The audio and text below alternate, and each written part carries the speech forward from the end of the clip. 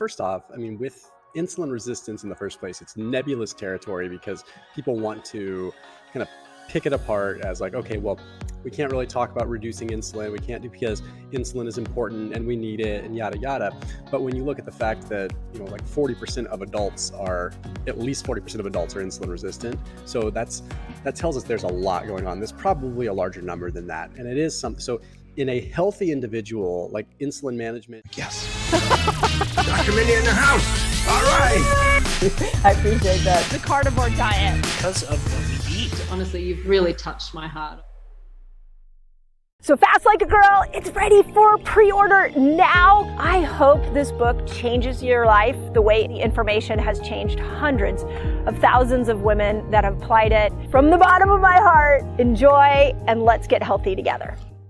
For starters, it's really fun to have you on my podcast. I have to say, even though YouTube is kind of both of our big platforms, it's really fun to have you here in a podcast setting. So thank you for joining me. You bet. So here's what I think would be really helpful for people is I really want to dive into the nuance of insulin. So one thing that I feel like is the world understands that insulin resistance causes diabetes, type 2 diabetes. We also know when I can't lose weight, I must be insulin resistant. But outside of that, or maybe I know if I go to my doctor's office and my hemoglobin A1C is high, outside of that, I feel like we're insulin resistant illiterate. Like we don't understand what exactly it is. So can you talk about what some of the signs are? Let's start there. How would I know that I'm insulin resistant outside of those things that I just mentioned? Yeah.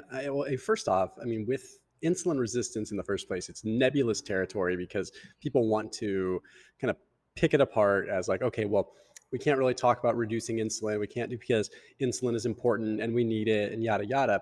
But when you look at the fact that, like 40% of adults are, at least 40% of adults are insulin resistant. So that tells us there's a lot going on. There's probably a larger number than that. And it is something. So in a healthy individual, like insulin management isn't as important of a thing. But the problem is that the lion's share of people are not healthy individuals. So it does become very important. And yeah, people think insulin resistance, they think, okay, well, I just have to measure my glucose and then just have to look at that. And even that can give you really skewed results because you're not measuring your insulin, right? You might eat some carbohydrates, you might eat some potatoes and then measure your glucose and your glucose goes to 160 and 180 and you think you're insulin resistant when in reality, if you were to measure 2 hours later and everything went back down, your body essentially did what it's supposed to do, right? So it's not just and that's where people think, okay, insulin resistance and high blood glucose, although they do go hand in hand, they're not the same thing. They're not the exact same thing. And one of the first ones that I want to talk about specifically is extreme hunger. Like it just flat out. Like if you wake up in the morning and you are really, really hungry, I mean, it is a very simple thing that your body is neglecting fuel. It's avoiding fuel because it can't receive the fuel, right? So it makes sense that you would be very, very hungry. And there's really just interesting research about how insulin plays a role with the brain. And I talked about this recently in a video, so it's very fresh in my mind. There was a study where they gave subjects intranasal insulin. And if you give someone intranasal insulin, it can cross the blood-brain barrier pretty quick and they can do that stuff. So you gave half the subjects a placebo, half the subjects intranasal insulin, and then they did an fMRI scan where they looked at their brain activity. And they found that the subjects that received insulin, that the insulin actually traveled to the brain, they ended up having better connectivity between the brain and the body, and ultimately ended up having a better connectivity between the prefrontal cortex and the hippocampal region. And essentially what that is saying is that if insulin actually gets where it's supposed to go and gets to the brain and gets into the cells in the brain, it can actually impact in a very positive way our satiety and how we actually crave food. But when we are insulin resistant, it goes beyond just what's happening in the periphery, like where our cells aren't getting nutrients. It literally, like if the insulin is not reaching its target properly and we're not even getting insulin in the brain, we could argue that it's altering our satiety cues. And especially in the morning, because most people are, they haven't been eating all night. So they're already waking up, they're in a fasted state and they're going to be more hungry. So it just makes sense that would be exacerbated in someone that's insulin resistant. And it's such a simple thing that it gets often overlooked. So are you saying then, and this is a key point, that I could love the number on the scale, I could be the thinnest person in the world, but if I'm hungry all day, I can't go without food, that could be the beginning signs of insulin resistance? In a lot of ways, yes. Yeah, because it's, weight is not always a direct reflection, right? Whether you're underweight or overweight. I don't want to say that, being overweight is healthy, but there are people that are overweight that are not insulin resistant, right? Like adipose tissue in and of itself is sort of a master regulator of a lot of things and has its own set of problems, but it doesn't necessarily constitute an insulin resistance issue and vice versa, right? Like if you're also satiated or you're not that hungry all the time, like sometimes that can be a late stage insulin resistance issue. And the reason that I mention that is that imagine this. Imagine you have gone so long with your body not recognizing glucose very well. Okay. And this has happened for years and it went unrecognized. Well, at a certain point, your body has no choice but to upregulate fatty acid oxidation. It Mm, has no choice because it's been deprived of fuel. So in an advanced stage of insulin resistance, kind of moving towards diabetes, this happens. Like you can actually see where in diabetes, like a lot of times they actually increase the rate of fat oxidation because their body is forced to have to use another substrate. So wow. the reason I mention that is like that can arguably be good for people with weight, for weight loss, but it's not exactly the way you want to go for it, right? It's not, you Right. don't want to, I want to become diabetic so that my body oxidizes fat. That's not the goal. Right. So it's a very interesting thing. So usually when you start feeling the lack of hunger, a lot of times you notice that happen with like a type 1 diabetic where it's a very extreme situation, right? Where they're no insulin, they need artificial insulin or exogenous insulin, and they get to a point, but they don't know it yet, right? It's like I have a family member that didn't realize they were type 1 diabetic until they're in their mid 20s and yeah, couldn't put on weight, right? It was like the body is neglecting glucose. So it's one of those things to really pay attention to. Yeah, and we're back at that conversation of like it's the balance, right? And Yep. we've made health black and white. When this number shows up on your cholesterol, you're healthy. When this number shows up on hemoglobin A1C, you're diabetic. Like we make it too linear. But what I hear you saying is too much hunger, not enough hunger. You're now tipping the scales where you may be in insulin resistance land. Exactly. And it's, it's a very fine line, right? But I always say it's a fine line, but it's a very bold line at the same time. It's like once you cross that line, it's very hard to get back. Yeah. And another thing that happens that we don't always think about is greasy skin. Okay. Mm. Now, there's a lot of evidence that suggests that like kind of the patchy, weird red skin that you see in people that are diabetic, that makes a lot of sense. But what about like earlier stages, like in the morning? Okay. We all have woken up where we've felt like our skin is greasy or oily.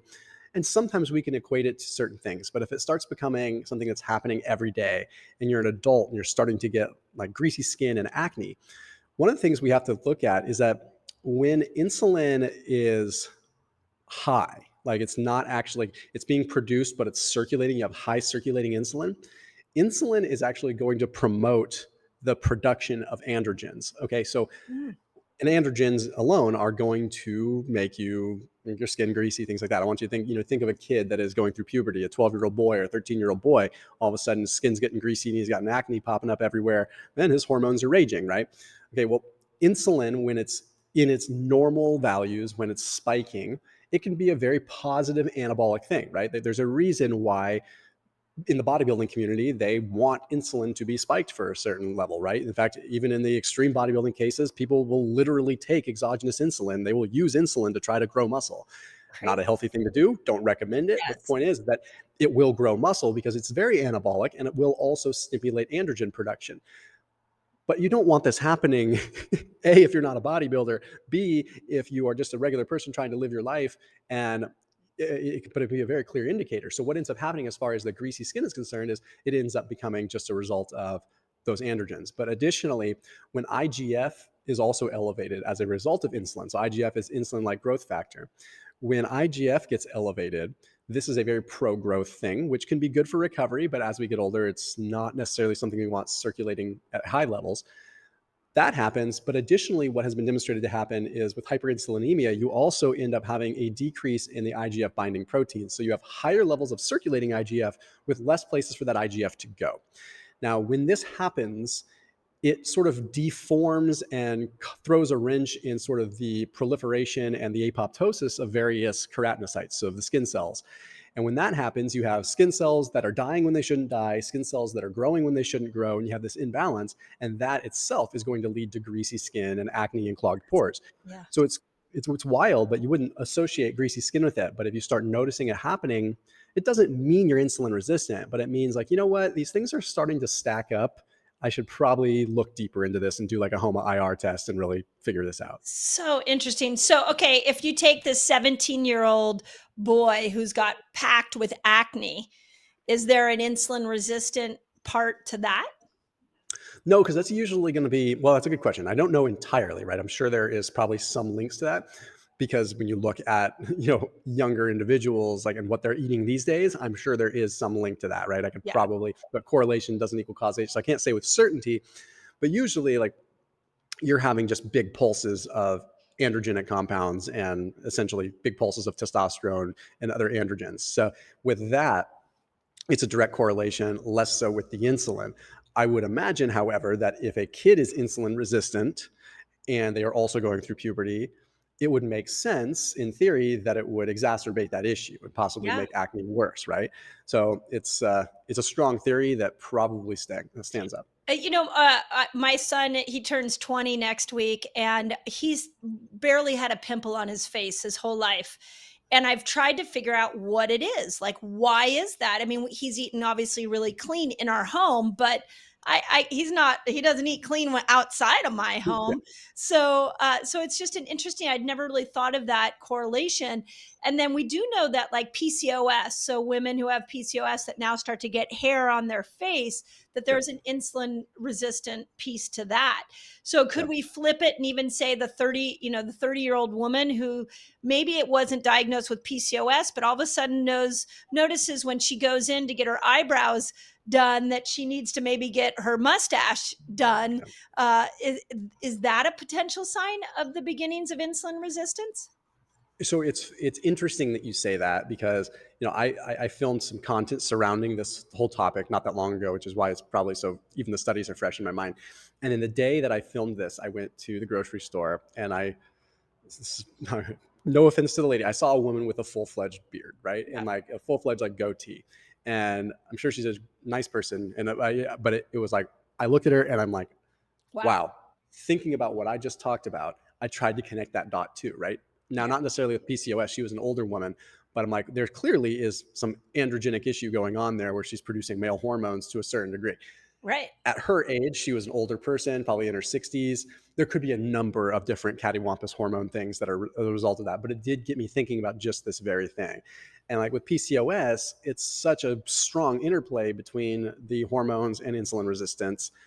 It would make sense that you also see, with PCOS, you see these instances of patchy little facial hair, things like that. It does add up, right? Because they're somewhere along the line, these hormones are getting skewed. And again, if insulin resistance is the cause of it, that would make sense because there's so many other things that add up.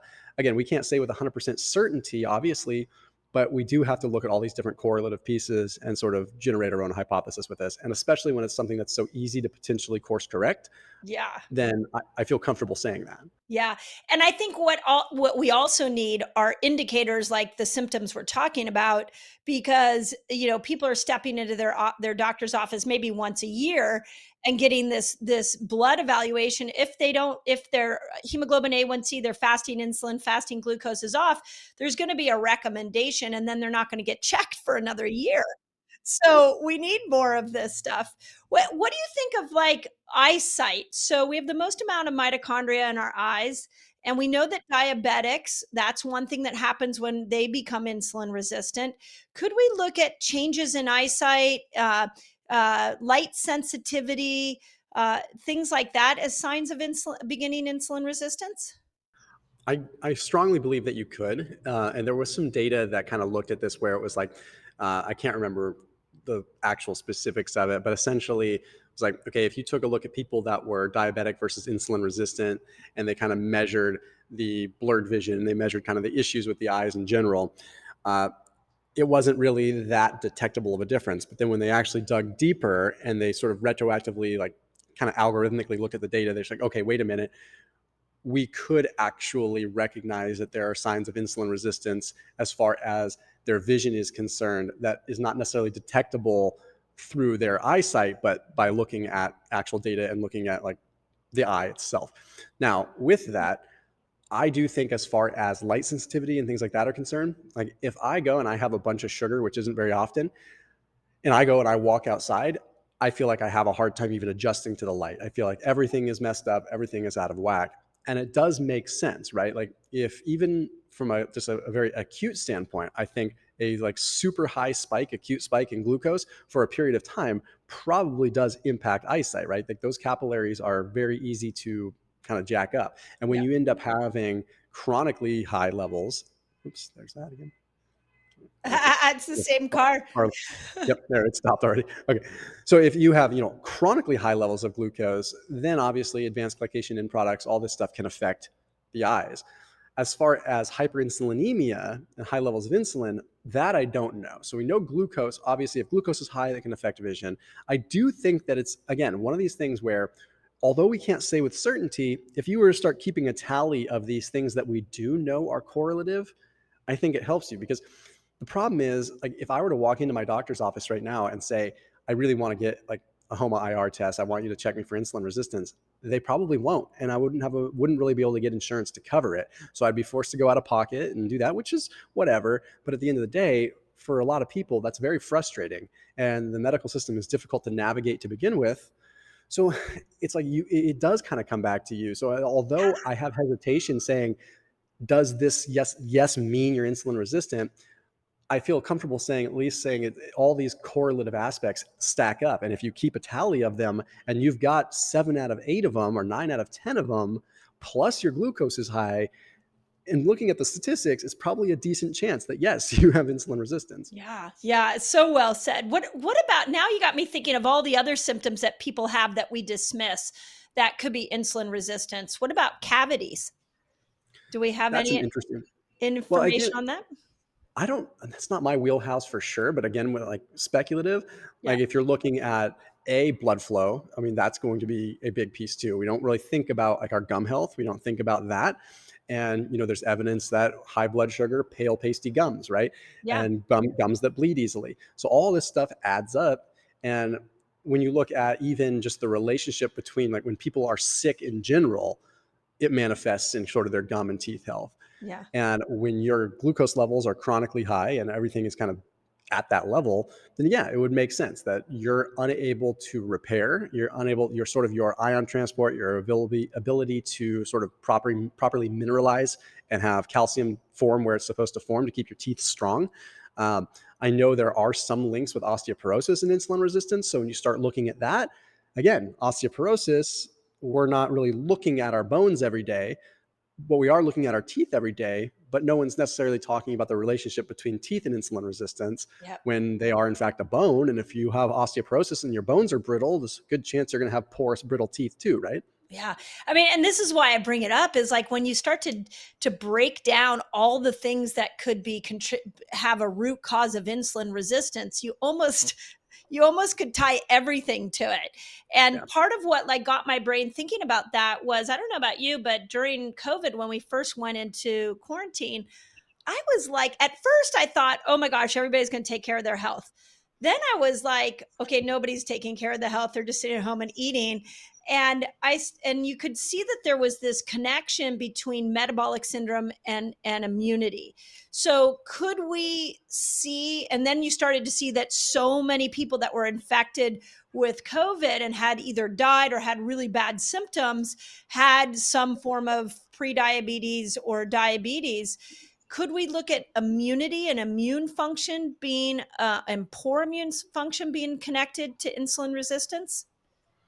I think as far as inflammatory response is concerned, there's definitely a correlation there, right? There's probably more than a correlation, because one thing that is pretty well documented is the interplay between inflammation and, of course, insulin resistance in the first place, right? Yeah. So, and that doesn't necessarily have to do with high levels of glucose. That just has to do with sort of the inflammatory, like sort of IL-6, TNF alpha that kind of elevates when you're hyperinsulinemic. So with that, if inflammation is elevated and your immune system is activated to a certain degree, then you're kind of like chronically having this undulating like immune system activity, which is not exactly a good thing, right? You don't want to have this white blood cells, and you don't want to have a low scale attack or a low grade attack happening all the time. And then it's perpetual, and then it kind of goes into its vicious cycle, because then you have an inflammatory response, which sort of, I kind of liken it to almost like static. It's like the cells can't communicate properly. They can't receive the signal from insulin. They can't dock in the insulin receptor properly because you have so much of this inflammatory storm going on. Yeah. So of course, it makes logical sense that your immune system would be suppressed as a result. So when you kind of look at illness and metabolic syndrome in the first place, yeah, I mean, that's kind of your first line of defense. And I think, we think metabolism, we think, oh, this is what's responsible for me gaining and losing weight. I mean, the metabolism is every energy dynamic in our body. So it's the equation of taking energy from food and ultimately creating energy for our body and producing ATP. And if that is deranged in one way, it's going to have a trickle-down effect across all kinds of systems. Yeah. And now you've even got me thinking, like, people who get injured, like from working out, and they can't seem to repair from that. Like, you start to correlate when you look at it from that inflammatory standpoint. I mean, it's almost like you could correlate almost everything to it. So, yeah, it's so fascinating. My other interesting, that I don't know if you and I chatted about this, but I brought Annette Boz onto my podcast. You know, Dr. Boz? Yeah. Yep. Yeah. And, she's a big believer in hemoglobin A1C, and that if it's over 5, that you're now insulin resistant and it's affecting oxygen flow to your cells. So everything from brain cognition to muscle repair to energy is going to be affected. But she really says it from the standpoint of its oxygen, its lack of oxygen, because all that glucose gums up the red blood cells, and those red blood cells are moving oxygen to your tissues to keep them healthy. Have you heard that? And do you have any thoughts on that? That's interesting. I mean, that has some merit to it for sure. I think the caveat with that would be if you're a very active person, like a really active person, I don't think it's as big of a deal to have over a 5 HbA1c, because you're just the amount of circulating glucose that can reflect in your HbA1c if you're a really active person and you're someone that consumes a fair amount of carbohydrates, but you're also active.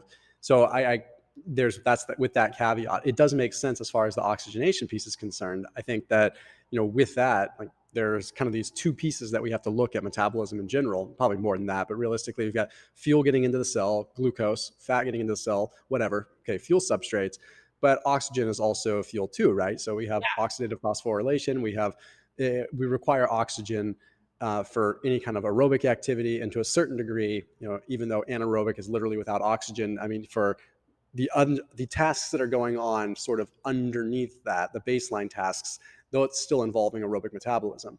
So if you have poor oxygenation, then that's not going to work very well. I don't know. I'm sure there is some literature out there somewhere about sort of circulating glucose gumming up that ability. I'm not aware of it, but it doesn't mean it doesn't exist, because that's a really strong theory. It makes sense. It makes a lot of sense, and I'd never really thought about it, but you actually add another layer to it. You're right. If you're moving around, you're going to be delivering more oxygen to tissue anyways. So yeah, and we also have to think about like physiological insulin resistance, because that's kind of where I look at things too. Because let's say if you're low carb, becoming insulin resistant is a protective mechanism by reallocating glucose to go to the brain. Why would your body give your cells glucose if it doesn't need the glucose if you're fasting, or if you're very low carb, or if you're carnivore? Because if like my HbA1c is a hair over 5 if I'm fasting a lot. If I stop fasting a lot, it drops below 5. Yep. So that doesn't mean that I'm metabolically deranged and insulin resistant. It means that doesn't mean I have pathological insulin resistance. It means that that's the problem with HbA1c, is it's not factoring in hyperinsulinemia, and it's not factoring in what's being allocated to the brain, because it's simple. It's not as simple as just the fight or flight, right? Like when we are in a fasted state, people say, okay, well, you're stressed, so your glucose levels are elevating. Not necessarily. Like, you could take someone that is calm and not having high levels of cortisol when they're fasting. And they're still going to develop this physiological insulin resistance as a means to, again, protect the cell, because that excess glucose in a lot of ways could actually travel to the liver. It could change and alter into what's called serum palmitate, which ultimately becomes a saturated fatty acid. And then that saturated fatty acid, that serum palmitate, can affect insulin resistance. So a lot of times you see, okay, the glucose is being allocated and going to the brain, which is one of the reasons that I theorize why you might have more brain energy on a fast. Now, I haven't seen data to back it up. It's purely a theory, but it's like, maybe it's not just the ketones that are making our brain feel better when we're fasting. Maybe it's purely the reallocation of glucose, and we're actually getting more glucose into the brain, because the brain does like to run on glucose. Let's not deny that. Yeah. So if you're sparing glucose physiologically throughout the periphery and it's allocating to the brain, it would light up your brain more. I just haven't seen data to back it up. It's all just my own hypothesis. It's really interesting, and maybe it's the combination of glucose with ketones, because if you think about it, when you and this leads me to my next question, but if you think about it, when we go into a fasted state, especially the longer fasts, we're seeing the dumping of the stored sugar, and you're also seeing the rise of ketones. So it's one of the only scenarios where we see ketones and glucose go up at the same time. And maybe that's where the brain really thrives, is in that moment. What do you think of that? Yeah, no, totally. I think that makes a lot of sense. And you see that with a lot of the exogenous ketone research too, is that's what makes it really unique, is you are putting yourself in a very interesting state. Like, so the body having high levels, okay, I'll back up for a second. Having high levels of insulin and high levels of ketones at the same time is, I don't want to say it's impossible, but physiologically pretty much impossible, right? Like, you cannot have this crazy spike in insulin from carbohydrates and also be producing ketones. So that's why, like with exogenous ketones, it creates this physiologically impossible state. And that's why it works so well as an ergogenic aid, because like for a Tour de France athlete, it's working well because they are in a very unique, almost unnatural ability to utilize carbs and ketones at the literal same time. Because insulin is present. So anytime you have like this high degree of overfeeding that is actually being used for fuel, not just overfeeding and being sedentary. That's why I'm like, if you're using exogenous ketones, don't just sit on your ass, like actually be doing something, because you're in a hyper fed state, which cannot end well if you're not active, no matter how you look at it. So fast forwarding to like the glucose side of things, that's also the brain is the only tissue that's really going to be able to kind of run on both at the same time, because there are regions and portions of the brain that seem to prefer glucose and portions of the brain that seem to prefer ketones when available. So all of a sudden you have like glucose, a flux of glucose that's going into the brain, and you also have a flux of ketones going into the brain, satisfying whatever cells in the brain want to use whatever they want to use. So you've got this huge burst of energy in the brain simultaneously. This is again another theory, but with glucose, glucose is very oxidative, produces a lot of oxidative stress when you utilize it. That's not good, bad, or ugly. It's just the way it is, right? So my theory is that, maybe ketones come into the brain to actually buffer some of the inflammatory response and the reactive oxygen species that comes as a result of the heightened levels of glucose in the brain. So to paint a picture of this, you've reallocated a lot of glucose to the brain. So in theory, you just created a lot more reactive oxygen species and a lot more reactive or just oxidative stress in the brain. Ordinarily, that would not be a good thing. But since you have the presence of ketones, you are granted a little bit of amnesty and have some protection from said ketones to actually protect from the oxidative stress occurring from heightened glucose metabolism. Hopefully that makes sense. It makes perfect sense to me. And you actually have me thinking about exogenous ketones a little bit different, because my standard line has been, you don't use it after you eat, because you're now going against a natural state of your body. But what if you are, you ate a big meal and your glucose is high, and now you've got to go into a big meeting at work? Could you do some exogenous ketones to create that buffering so you get better mental clarity? Could we come in with exogenous ketones in those moments? And would that be harmful to our body's ability to make ketones when we're in a fasted state? Very interesting thought. I think it would depend on what you're eating. And I think, first addressing it, like if you were to eat like a total crap meal and then do it, I don't think it would necessarily protect you from that. But if it was maybe even healthy yet high carb, in theory, maybe it could protect you from that. Is it going to affect your ability to endogenously produce ketones? Absolutely. But that's temporary. Like I haven't seen any evidence that shows that utilizing exogenous ketones are going to like permanently stop ketogenesis. Like it's just for the time being. I always put it as simply as like if you have a sink and you have the garbage disposal on in the sink and you put food down in the sink, it's fine. It's going to go down the garbage disposal. But if you turn off the garbage disposal and you keep filling up the sink, whether it's fats, carbs, ketones, whatever, it's got to burn through whatever you're putting in. And ketones at the end of the day are, what we are considering a fourth macronutrient, even in an exogenous form. Body's still going to have to burn through them. So I can theorize that again, like the likelihood of storing the glucose from the food that you ate might be higher. So like, I am a pretty big proponent. I used to like not be a proponent of exogenous ketones at all. And then understanding research and working with SOCOM and working with kind of special operations with this and understanding military applications for it, I realized that, like, okay, I kind of opened my eyes to it a little bit. And then I realized like from an ester side of things, like for performance, like that's where they really shine. Like if you train yourself to be really adapted to utilizing fats during a workout as fuel. So you train fasted a lot, you train in a low carb state, or even glycogen depleted a lot, then you're optimized for that. Then when it comes time for competition or it comes time to really level it up, then you go into that workout fueled with carbohydrates and exogenous ketones, because then you're giving your body two fuel sources that it's already adapted to using, and it's like running on jet fuel. So it's pretty profound. It's brilliant. That is brilliant. Like I thought I knew everything about ketones, and now you just gave me a whole nother level. That was amazing. So I'm going to try it, especially with some of the high performers we work with, is like putting them in, doing some exogenous ketones in after a carbohydrate rich meal. It's questionable. Okay. So like Don D'Agostino, obviously super good friend of mine.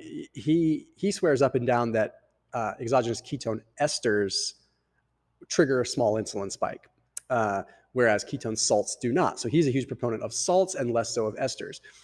I tend to agree. However, from a performance or ergogenic side, if there is a small spike in insulin that still occurs from exogenous ketone esters, I don't think it matters if it's for activity, because who cares if your insulin spikes a little bit, because that's putting you into that, once again, I think it could actually be advantageous where if it does spike insulin, maybe it's only helping, and we're talking a small spike, but maybe it's helping that cell uptake glucose even better.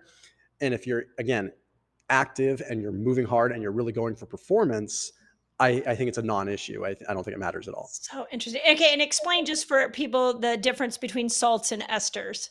Yeah. So ketone ester is basically like a pure beta hydroxybutyrate in like an esterized form that can cross through the gut layer without the use of having to be bound to like a salt or a racemic salt. So like a ketone salt usually has to be bound to a sodium, potassium, or magnesium, or a combination of all three in different ratios.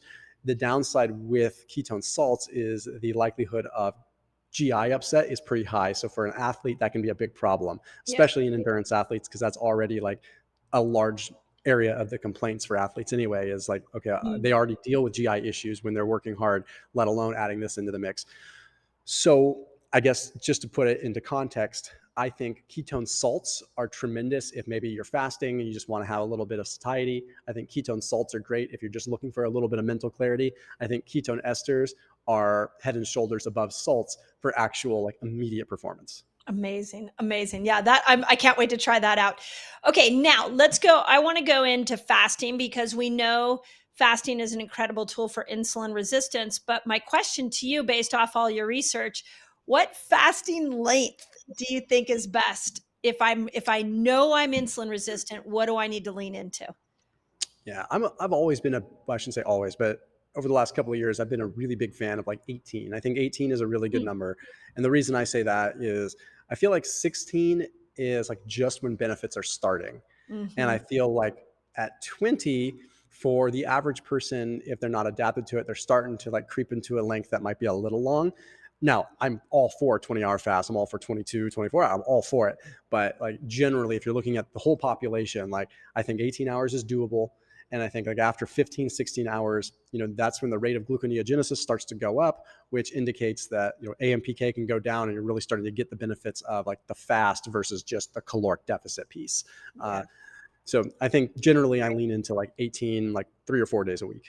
Yeah, I recently had a conversation with Megan Ramos, Jason Fung's Yeah. the right hand gal in his clinic, and they believe in that in their clinic, and they're dealing with severe type 2 diabetic situations. That even going into 36 and 48 hours for insulin resistance they're actually not fans of the shorter fasts. They're more fans of 36 and 48 hours. And I think you got to play with it. But to your point, I think you got to go longer than 15 for sure if you're going to if you want to get a result. I totally agree on that. And I mean, I went through like a period for like 8 months where I just did a once a week monk fast, 36 hours. And I felt phenomenal. It worked really, really well. I mean, I still revert back to that time again.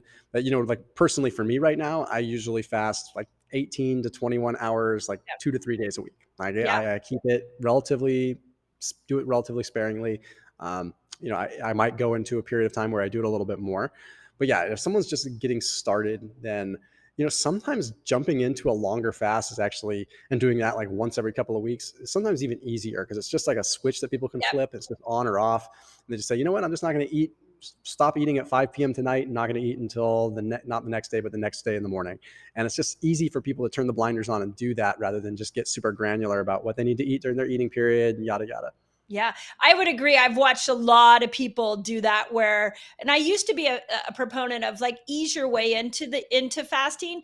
And then I've seen somebody who just all of a sudden goes into a 3-day water fast. They've never fasted before. They drop weight and their metabolism is completely different after that. Yeah. So, and their food behaviors, all of that, it's really pretty amazing. I always say, like, when I'm in the airport and I see people that are like in wheelchairs that are like super puffy and carrying extra weight, I look at those people and I think, if I could take you home with me and you could like live with me for a week and we could fast you and get you the right foods, you would have such a different experience with your body. And once you have a different experience with your body, your behaviors would change. Yeah. So it's really interesting how that works. Talk about food. So we've talked a lot, and I think my audience knows what foods to avoid, but let's talk about what foods you would add in to help yourself become more insulin sensitive. Is there a category of foods or spices that what do we think of apple cider vinegar? Like, are these things actually working?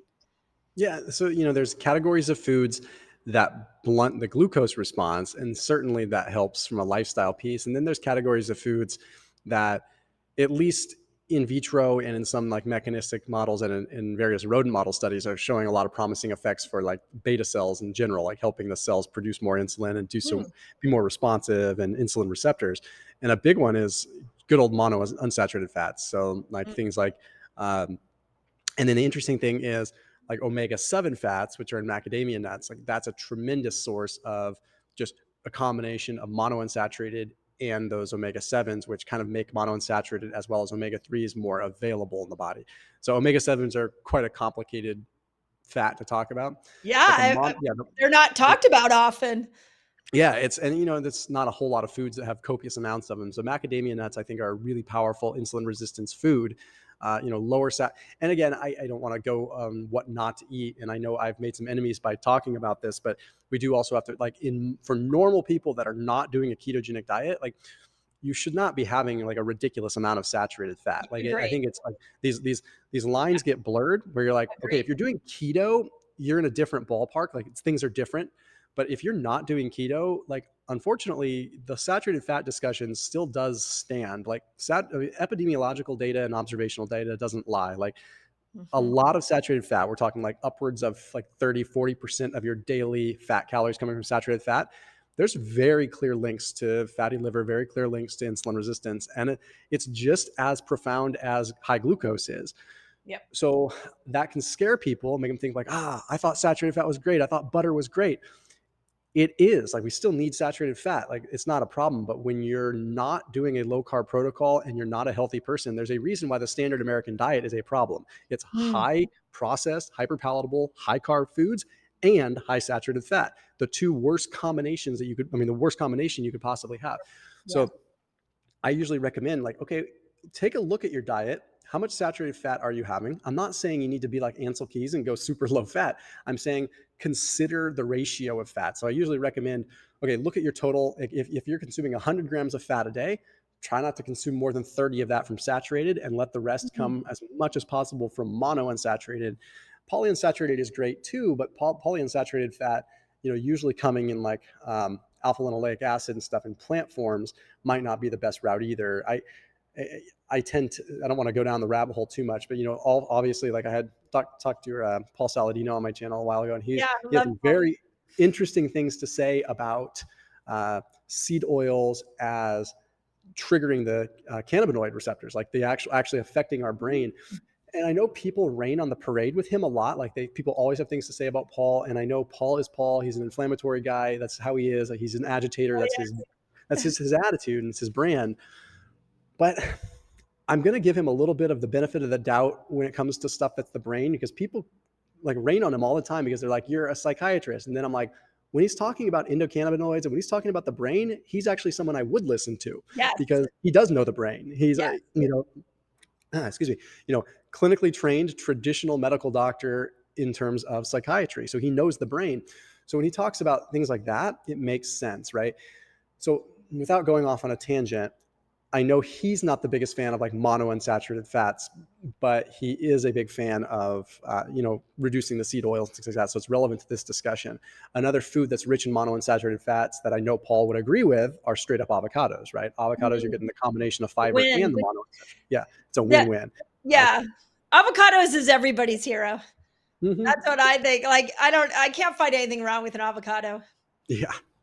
And then I think, the number one food is protein, period. I think that's one thing that we just all could stand to have more of. And it doesn't matter if you're plant-based, if you're vegan, if you're vegetarian, if you're pescatarian. Like, if you just prioritize protein, that's probably the best thing you can do for insulin resistance. Not only is it going to slow the kind of blood sugar response, but it's also just flat out good for our tissues. It's good for our muscle cells, which is going to be ultimately what allows us to suck up glucose in the first place. Apple cider vinegar, yes, certainly. Lemon water, same kind of category.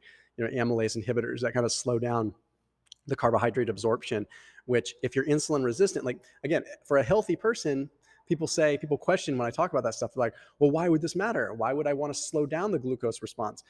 If you are, unfortunately, one of the few people that is healthy and doesn't have an insulin resistance issue, you're right. Like, maybe it doesn't matter. Maybe it's splitting hairs. But if you are insulin resistant, being able to slow down the glycemic response of a food gives your body a chance to actually produce the insulin in time so that whole system can calibrate again. Yeah. Oh my God. So brilliantly said. Okay. What about exercise? So is all exercise going to make me insulin sensitive, or are there certain exercise routines I need to do to really facilitate that sensitivity process better? Yeah. I think, head and shoulders resistance training is best for insulin resistance. That being said, that doesn't mean that you neglect cardio. Like, there's a lot of myth out there saying that, doing cardio or aerobic work is only good for the cardiovascular system. I mean, yes, that's true. It's good for the cardiovascular system, which has huge downstream effects. But there's also a lot of evidence that suggests that the more aerobic capacity you have and the more ability to do cardio in the first place actually helps your ability to build muscle and helps your ability to recover and helps your ability to do resistance training in the first place and to develop the tissues that you need. So resistance training is best as far as glucose metabolism is concerned, but that doesn't mean, like, if people had to say, like, okay, you have to pick one or the other, I would kind of split it down the middle. I'd say, I still want you to resistance train, but with really short rest periods. And I want you to still be getting your heart rate up. The caveat there is, okay, well then, yeah, you're not able to push it to the max because you're breathing heavy and you're exhausted. Okay, but are you trying to be a bodybuilder and squeeze every little 5% of muscle growth? Or because hypertrophy, muscle growth is going to come from muscles, like stimulating the muscle and then having enough protein. It's that simple. So resistance train, just keep the rest periods short and get your cardio if you're short on time. Yeah. And do you feel like I was listening to a lecture recently with Dr. Gabrielle Lyon, and she was talking about how there were two ways to improve muscle strength. One is obviously, as we know, through weightlifting, but then it also is through activating the protein sensors, amino acid sensors in the muscle, getting at least 30 grams of protein. She's a big fan of 1 gram of protein for every pound of body weight that you want to be. Do you feel like when we go to build muscle that it's the same tool to lift weights as to eat protein? Will those increase muscle in the same way, or do they operate differently? I think they operate somewhat different. I mean, they come together. It's like kind of like two ropes that are twisted, right? Like Right. they're very important and they work together, and one doesn't exist without the other in certain ways. But the other thing is that like more and more research, both from the cognitive side and from just the purely like muscle side, shows that stimulation is the most important thing. Like stimulating the muscle is what's going to allow you to keep the muscle, probably more so than diet. Now, that being said, eventually, if you're stimulating the muscle and you're not getting enough protein, yes, you're going to end up in a negative nitrogen balance. You're going to have more muscle protein breakdown than you have synthesis. But it's a little bit more hairy than just that. So I had Dr. Tommy Wood on my channel, who's such an interesting guy, and like he just published a paper surrounding like cognitive stimulus, right? Kind of in the same vein. He's done other work surrounding muscle stimulus, but cognitive stimulus too. Like the biggest thing that we can do to stave off cognitive decline is actually use our brains. Right. Is doing puzzles, doing things like that. Is if you don't use it, you lose it. And even from a fasting standpoint, it makes so much sense that when we're in a caloric deficit or when we're fasting, that is when we should be moving, because that is the least opportune time for our body to break down muscle tissue. It makes a lot of sense that we would actually be performing better in a fasted state, and it's actually an ideal time. Like, why would the body want to break down muscle at that point in time? It's more inclined to keep it as long as you're stimulating. So especially when you're fasting and your calories are low, because the muscle stimulation effect really counts for something. And you see that, like I've seen it with myself just with fasting. Like if I fast aggressively for a couple of weeks and I resistance train pretty aggressively during that time, I don't lose muscle, I don't lose strength, but I do lose fat. And so, I mean, how do you explain that? I think there's a lot that we don't know about muscle and how we retain it and how we build it. And right now we chalk it up to stimulus and protein, but I think there's a lot more going on that we don't know. Yeah, I think you're absolutely right. One of the first times I realized that connection between fasting and muscle is I was in a yoga class, and this woman who was 10 years older than me came up to me and she's like, "Hey, I've been doing yoga with you for the last couple of years, and you're really growing a lot of muscle. What are you doing?" And at that time, I was doing so much fasting. I was Yeah. all kinds of fasting. And I kind of chalked it up to, well, maybe you can just see the muscle more. But to your point, why would the body break down muscle in a starvation state, if we're going to call it that? Because it has to go find food. So it needs Yeah. to be stronger. So when you hear people say, well, my muscles shrunk while I was fasting, do you think that was just glucose that got released? Is it a perception that it shrunk and that didn't actually shrink? It absolutely could be. I mean, especially if you're not adapted to fasting, and the first time you fast and your body doesn't spare glycogen very well, so it just depletes everything and you flatten out. Yeah, absolutely. So it's not like the muscle's eating itself or breaking itself down for nutrients in the fasted state. I mean, maybe on a 3-day water fast, it might be, but on a 24-hour OMAD kind of situation, you're literally cleaning the glucose. And then, if you follow that up with some protein, are you still a big believer of like breaking a fast with protein, especially after a workout to stimulate mTOR? Oh yeah, for sure. Yeah, Yeah. I mean, insulin sensitivity is still at an all-time high at the end of the fast, and it's also very high at the end of a workout. So Yeah. combining those two just works really, really well. Now, when it comes down to just fasting in general and sort of like how much protein do you break down during a fast? I mean, it all depends, right? But I would argue that if you took someone that was fasting and sitting on a couch all day, that then they might atrophy. But I'm a firm believer that if you don't use it, you lose it. And if you use it, your body will do what it can to preserve it because it deems it necessary. It makes a lot of logical sense, right? Yeah. Like if I'm out actively moving while I'm fasting, my body is saying, "Oh, okay, well, this tissue is relevant because clearly he's using it," right? So I think it's going to do what it can to preserve that. Yeah, because it makes so much sense. Okay, let's talk about hacks. The last thing around insulin resistance, we've got cold plunges and red light. We have supplements. I've even, I've got a hyperbaric oxygen chamber. And I've done some really interesting research on the metabolic upside of oxygen.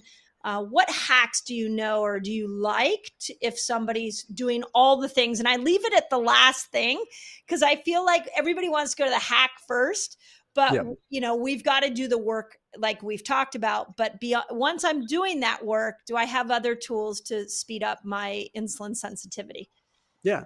I mean, recently I've been a big fan of like a couple days a week eating some carbohydrates like intra workout. Now, like Mm. during my workout, right? Like, Oh, so I'll eat a little bit of watermelon intra workout. And the reason behind that is that is a way for you to be able to get your carbs and not effectively store them. But B, you do potentially kind of increase the uptake of glucose into the cell. Now, it's insulin independent, meaning when your muscle is contracting, you'll suck glucose into a cell without insulin being needed. So that means I could eat that watermelon like during my workout or in between sets, and the likelihood of it ever even requiring much insulin is pretty low because it's getting sucked up immediately. I'm eating it, the sGLUT1 transporter is bringing it into the bloodstream, and then it's being burned.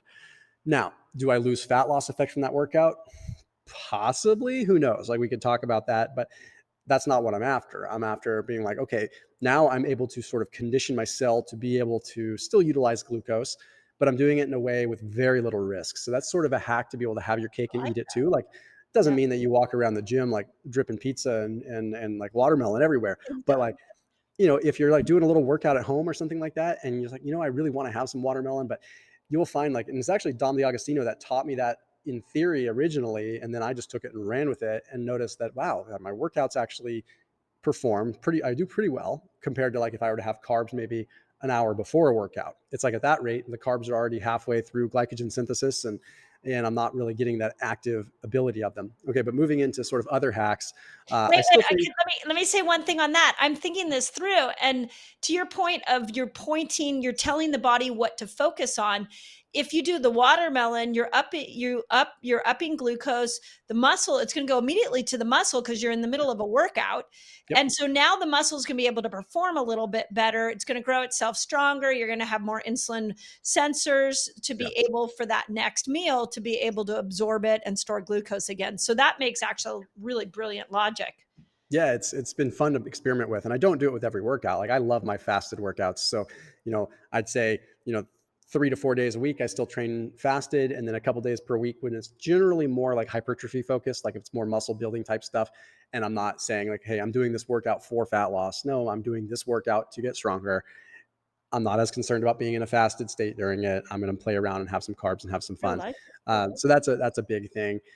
I'm a big fan of cold exposure. I feel like anytime you can increase brown fat, you're increasing the potential to be able to kind of upregulate glucose uptake. And there's evidence that more brown fat leads to less glucose circulating. So that's always a good thing. I'm always it's kind of the same generic stuff, but I am a huge fan of sauna. I do feel like Mm. from a mitochondrial dysfunction side, like sitting in, I would take a sauna over a cold plunge any day of the week. That's just my preference. I just love that. I do feel like there are definitely metabolic advantages there because your body does massively increase glucose during that time, and it has to find a way to effectively deal with it. So I feel like you do kind of train your body. Infrared. I don't do infrared. I do dry. Okay. I'm a big fan of dry. I mean, I don't not like infrared. I just I prefer dry sauna because I like to get really hot. I mean, I probably do what may not be the best recommended thing, but I really, a lot of the Swedish and Finnish people, like they really like to get them up well over, north of 200 degrees. So I kind of rigged my sauna to get up to like 215, 220. And I just sit in it for 10 or 15 minutes. So I do relatively short stints at very high heat. Just make sure you wear a sauna cap because you will burn your hair. It will Yeah. like, I noticed when I was like, oh shoot, my hair is getting brittle. And then, yeah, the guys over at Nordic Sauna were like, that's why they make sauna caps. Otherwise you're going to fry your Oh, hair.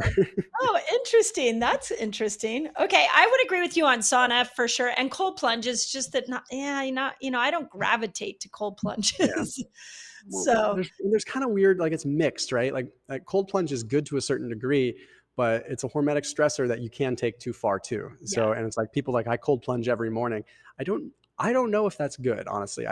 I'm not here to say it's bad, but I don't know if it's good to cold plunge every day. I think it should be something that maybe you do a few times per week. I don't know. Yeah. I just don't. It is still it just still does trigger reactive oxygen species, and like it's just like fasting every day. It's like you shouldn't fast when you feel like you're getting sick, right? Like it's just at least my 2 cents.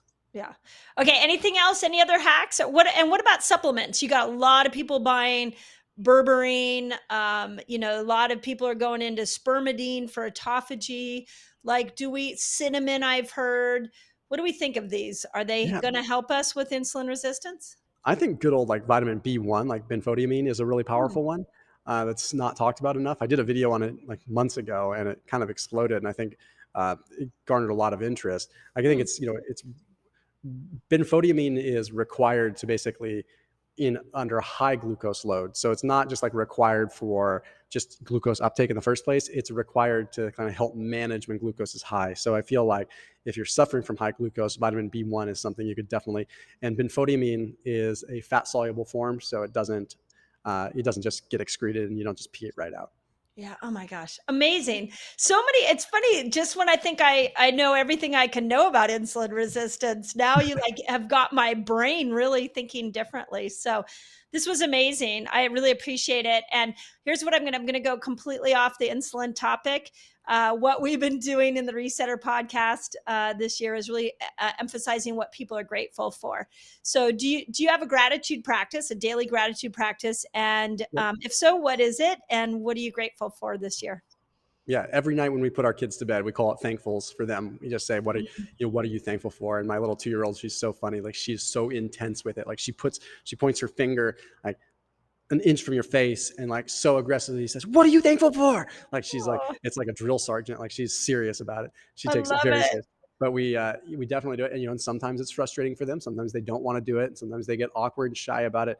But now it's become this thing where they just expect it. And they're like, it's time for bed. And we're like, "Daddy, it's time to come do thankfuls." It's like this. Oh, And so love this that. is a good practice. And sometimes, you fake it till you make it sometimes, right? Like Yes.